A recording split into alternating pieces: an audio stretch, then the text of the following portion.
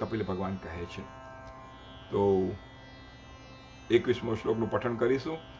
અહમ સર્વેષુ ભૂતેષુ ભૂતાત્માવસ્થિતઃ સદા તમવજ્ઞાય મામ વર્ત્ય કુરુતે ચાળ વિડંબનમ.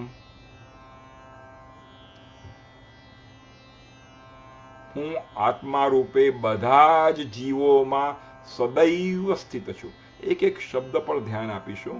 હું એટલે ભગવાન કહે છે હું આત્મા રૂપે બધા જ જીવોમાં. એનો અર્થ કે જે પણ જીવિત જીવો છે બધી જ યોનિયાના જીવો, ઘાસ, ગાય, ભેંસ, ડુક્કર, સિંહ, વૃક્ષો,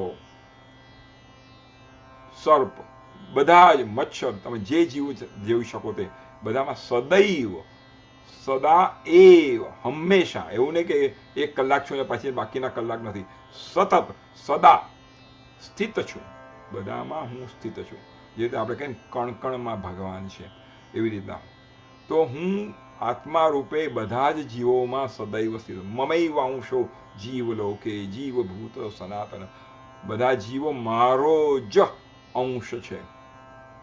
અને સર્વસ્ય ચાહમ હૃદય સન્નિવિષ્ટો, બધાના હૃદયમાં હું રહેલો છું.